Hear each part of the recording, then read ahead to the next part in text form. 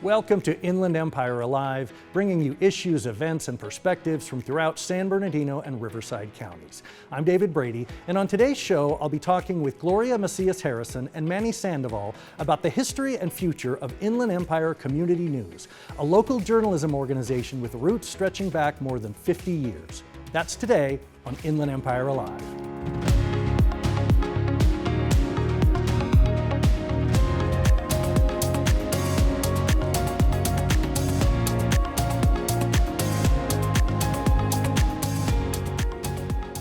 Well, joining me now to talk about the history and the future of Inland Empire Community News are Manny Sandoval and Gloria Macias Harrison. Thank you both so much for being on the program today. Of course. So let's go all the way back to the beginning. Gloria, tell me how the organization got started, way back in the 1960s. What was the need that wasn't being met in the community at the time? The original El Chicano publication was created as a result of a lot of meetings between community leaders from Riverside and San Bernardino, and they were convened by the University of California at Riverside.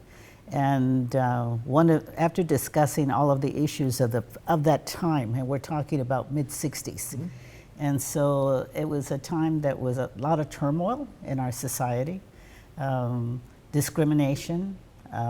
There was a lack of integration of our schools. There's a lot of social justice issues, police brutality, lack of opportunity in education. Those were the issues. But when out of those discussions came the realization that was really that Latinos, and at that time our generation was saying Mexican Americans, right? And so they were saying we had a bad image, and especially in the media. And so the newspaper stories that were coming out were primarily of crimes. That seemed to be the sensationalism. And on media, whether it was television or the movies, we were either Latin lovers, or we were lazy, or we were gangs. So what we were talking about was there was so much good going on in our communities that people didn't know about. And so we decided to have our own publication. And so it was, and we had a discussion as to what we should call it. And so it was an interesting discussion because those people who were of the previous generation, who were part of the discussion, were saying Mexican American. Those of us who were in high school and college, Chicano. We said Chicano. Chicano. And we said that was appropriate because we weren't Mexicans and we weren't quite Americans. And so this new name, and so the community, the older community did not particularly like it, but they supported us. They supported us. And so we put out issues. The original editors one of them was my sister, Martha Macias Brown, and the other one was a young man by the name of Tony Campos, who eventually became a councilman in San Bernardino. And her job was to corral all of the activists to actually write, because activists want to be active, right? And so even though they're talented people, it was difficult to corral them to write the stories.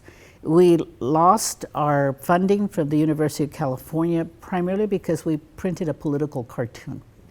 The issues of the day were the war in Vietnam, the farm workers, again, police issues, lack of sensitivity, lack of educational opportunities. I mean, the list just went on.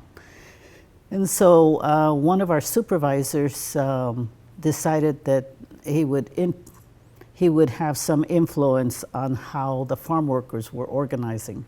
And so he authorized the use of county prisoners to go out and harvest the vineyards in Cucamonga. And Cucamonga was never the Rancho Cucamonga, it was Cucamonga, you know. And so we took exception to that and put out a political cartoon. That was, we thought it was a pretty good cartoon, you know, but it showed the supervisor hanging a farm worker from a tree. And so, which was also reminiscent of getting rid of opposition from the history of our black brothers and sisters, right? So our funding got cut off. I wonder why.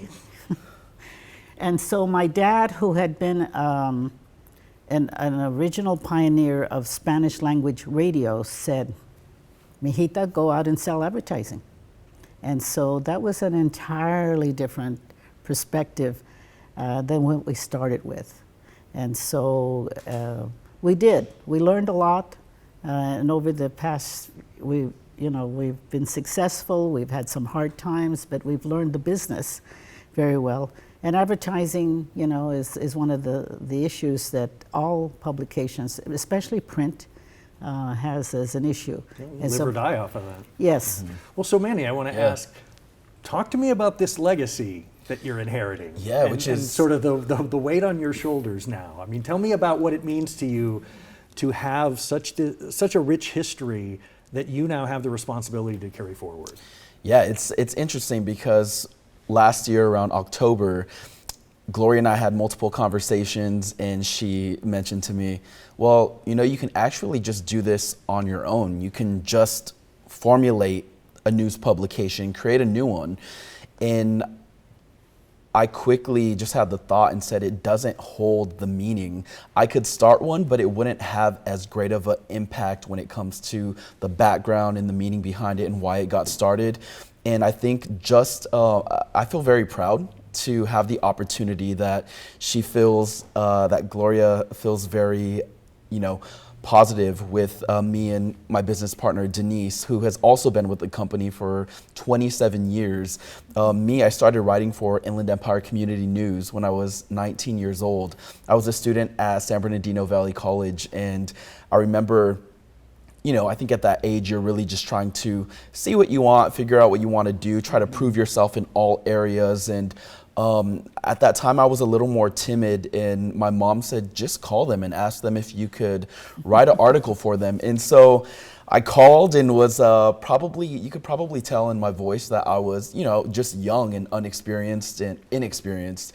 And they ended up running my whole article. And I even remember about 2 weeks ago, just because I've been doing a lot of reflecting and looking back, and I remember a Facebook post from 2010, and I posted something along the lines of, I can't believe my whole article is going to be published in the newspaper. And it's something that I really try to, from my perspective, remember that initial sort of excitement and desire to, spread news in the community. And like Gloria said, alluded to all the positivity. And so I'm excited and looking forward to it, and really hoping to forge more partnerships and strengthen the partnerships and relationships that are already there, but really move a little bit more into a digital aspect of it. Of course, print is still something that is, it's great to, I'm one of those people who loves physical copies, whether that's a book, whether that's a piece of paper, or a newspaper, even, having gone to Cal State San Bernardino, and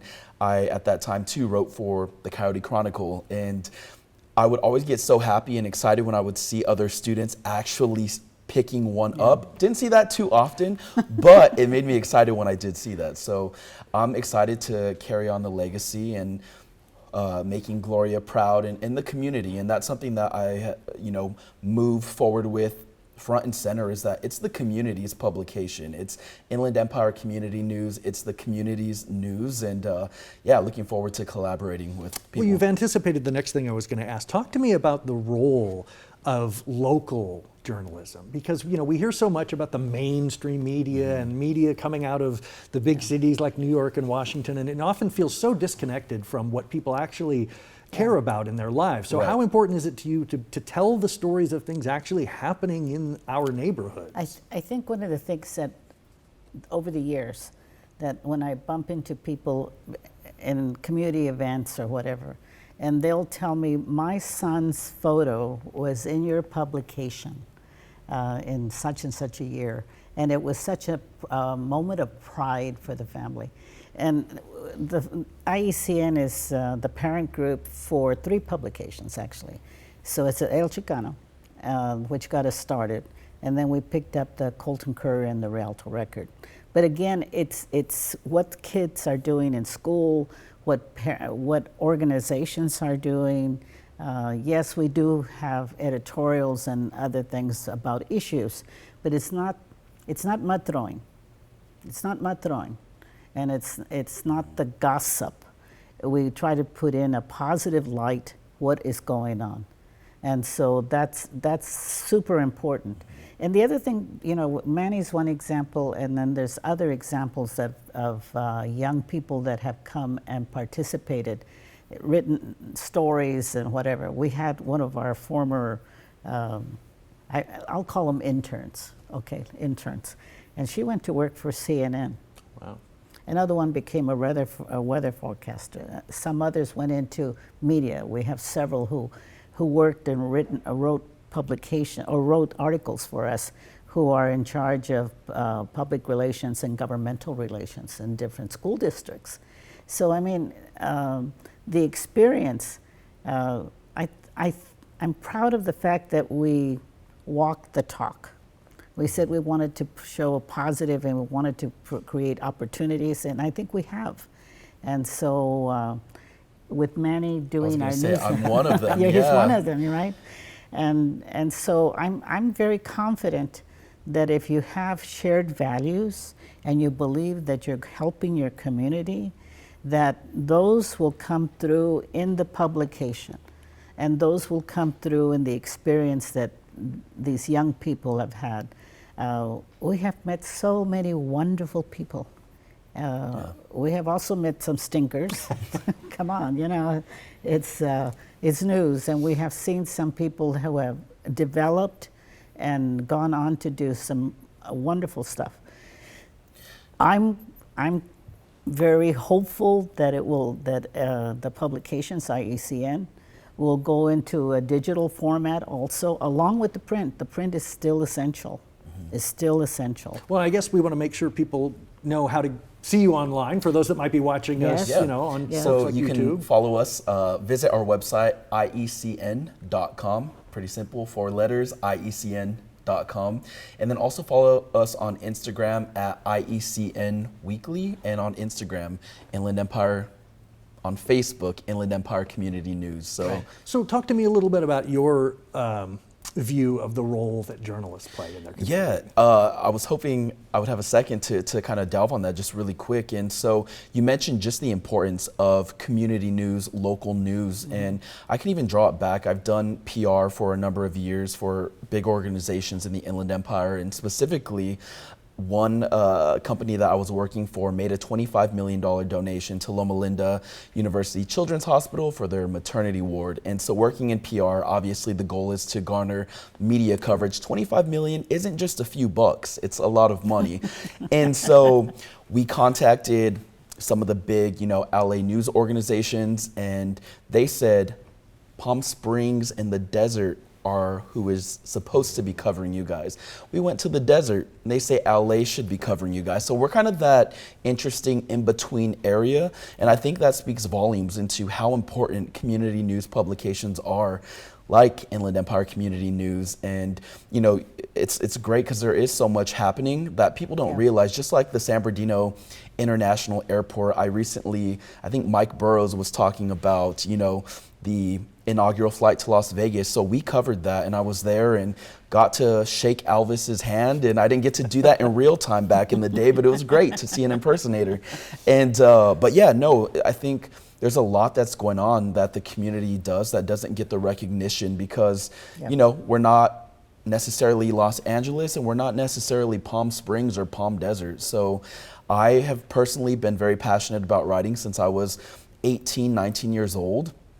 And I experienced the loss of a sibling to cancer, and for me that was initially an outlet, and then it just ended up becoming a career, and a paying career at that. And I'm very grateful for all of those experiences, and especially that Gloria is giving me and Denise the opportunity to carry this legacy forward.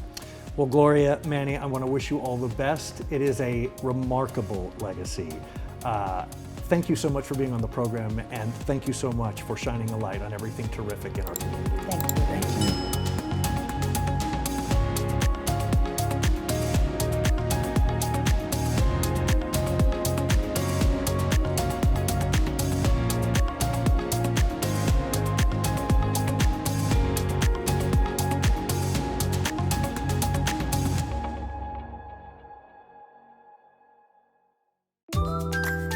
If you'd like to be a guest on Inland Empire Alive, email us at guest@iealive.com.